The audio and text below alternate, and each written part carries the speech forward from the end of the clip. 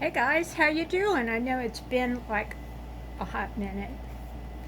Do people still say that? It's been forever and a day. Um, so anyhow, as you read in the title, I am going to take you with me on a health journey that has kind of broadsided me, and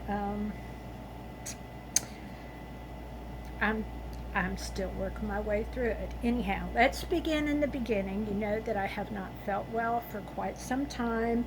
I eliminated dairy and it didn't seem to do any good. I eliminated just wheat. It didn't seem to do any good. Um, my symptoms kept getting worse and worse. And my symptoms were I had severe abdominal pain, TMI, but several loose stools, um, fatigue. My face would break out. Um, just lots of little things like aches and pains that I just kind of attributed the aches and pains to being 64 years old. But anyhow, um, I knew that I had reflux, and so my doctor had prescribed Nexium, which I was not real thrilled about, but I'd been on Nexium before. And so I said, well, okay, I'll try Nexium. And they're saying, well, maybe that contributed to the loose stools. And, don't drink wine anymore. Don't drink juice anymore. Don't drink carbonated beverages, which I don't do. Um, I am a tea drinker, but I don't even mind herbal teas. So I'm not a coffee drinker, so I didn't think that was going to be a big issue. But on May 31st, I started feeling so incredibly bad that I ended up having to go to the emergency room. Um, I had severe abdominal cramping. There was blood in my stool. TMI again. Um, I was feeling faint.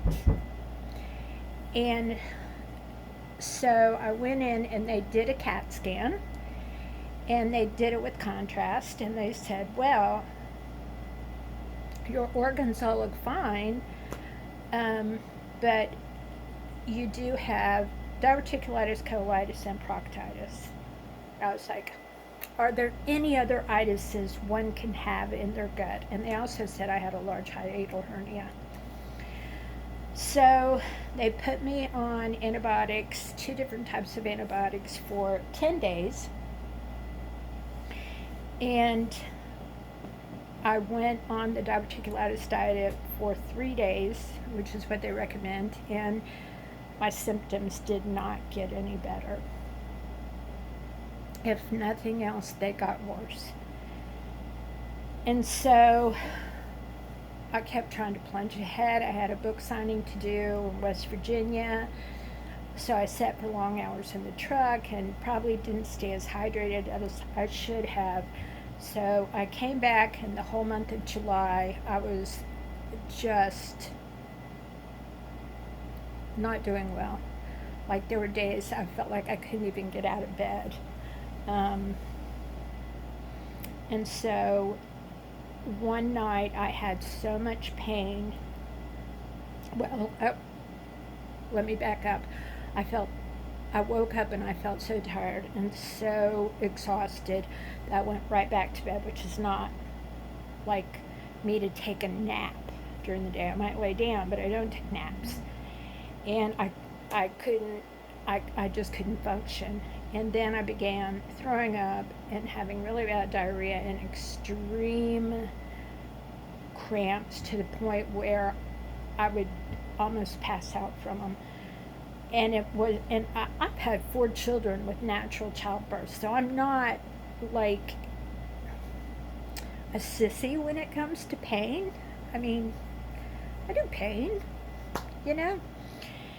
And so my husband ended up having to call an ambulance, and they were doing all the things. Do you have a kidney stone? Do you have this? Do you have that? Blah, blah, blah, blah, blah. They wanted to start me on fentanyl, but of course, I am a medical paranoid person. I was like, no, I don't want fentanyl. I'm going to become addicted like everybody in my home state, and blah, blah, blah, blah, blah. So they took me into the emergency room. They could tell I was in a lot of pain. They started the blood work. They gave me morphine, like that's any different than fentanyl, right? And they gave me Zofran. And things calmed down a little, but I was still in a lot of pain, So they suggested another CAT scan. This time the CAT scan came back that there was everything that had shown before, but the diverticulitis had cleared up on the left side, but there was a small spot that they felt like was colitis, which just means a spot that was now on the right side. And so when they said that, my anxiety just kicked into high gear because my dad had colon cancer in that exact same spot, and so did my brother. I've had a brother who had diverticulitis so bad and that he almost died. He went septic. And an aunt who had to have part of her colon removed. So, at this point, the anxiety's going boom. So they came back in, and the morphine wasn't cutting the pain, so they put me on morphine with Toradol. I think it's Toradol. My husband and one of my sons was with me, and the son who was with me actually works for a hospital system. So he knew a lot of the little ins and outs and was able to talk me through a couple things. So they came back and said that my white blood count was a little high, not over the top, but it was a little high. And they referred me to a gastroenterologist, and they said, you probably just are having another diverticulitis flare. What did they give you the last time you were in here? And I told them, so they prescribed the very same thing. Well, it was like a week before I could get in to see the gastroenterologist, and it ended up actually just being his nurse. No, not his nurse practitioner. And she ordered a complete blood work panel and a stool test, an in-depth stool test. So she called me. The blood work came back first because they didn't have to send that away to a lab. They did that here at our tiny little rural hospital, which really is a tiny little rural hospital. I mean, the population of our city is only, or town that I live near is only 8,000. And she said, well, you're on the scale of having a disease called alpha-gal syndrome. And I had never in my life heard of alpha-gal syndrome. And she said what it is a tick bite that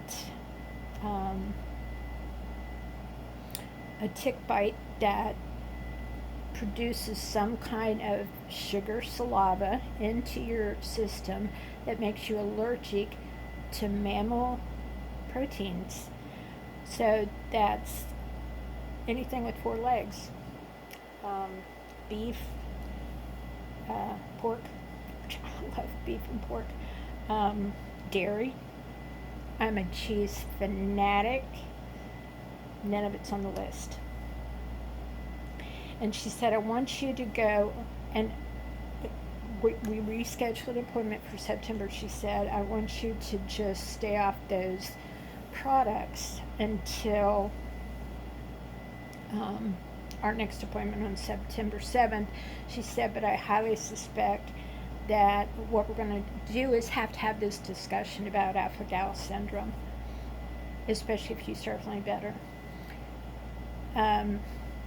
Then she called 3 days later to say my stool sample would come back and I had salmonella, which totally I get. That was like not even associated with the alpha-gal syndrome. I don't know where I got salmonella. Who knows? My son sent me an email and said, Mom, didn't I tell you to quit licking turtles? He's such a goof. So anyhow, I have been off of mammal meats and dairy for almost a month now.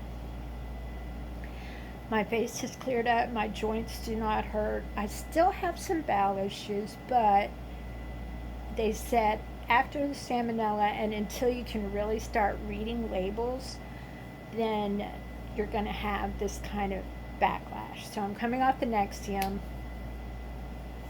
I'm reading everything I can on alpha-gal syndrome. I have an appointment September 7th where we're going in to talk more about it, and then they will schedule a colonoscopy and an endoscopy, which I'm real nervous about. I'd appreciate prayers, even though I've had 3 different doctors say, we really don't think it's cancer. We really think that your system's just aggravated by this stuff. Nothing looks real serious. The numbers aren't there. There's no thickening, yada, yada, yada. You know, I'm a human being whose father died of colon cancer, so prayers appreciated. But anyhow, I thought I would come and take you along with me on this journey as I try to find the best cheese alternatives and chicken dishes and turkey dishes and learn how to read labels, how to like almond milk. And so, first of all, if any of you have alpha-gal syndrome or you have just been diagnosed with alpha-gal syndrome, let's stick together because I'm totally new at this and it's totally like, you know, you always want what you can't have, so I want a big juicy hamburger. And I can't stop my husband, who's a total beef eater, you know, from eating a juicy hamburger while I just stare at a turkey patty. It is what it is. So anyhow, let's support each other. Or if you're just more interested in alpha-gal syndrome, subscribe, give me a thumbs up, hit the like button. Even though we all dislike alpha-gal syndrome and salmonella, hit the like button because of algorithms. And we'll follow this journey together, okay? Thanks for watching and thanks for listening to my story. Bye.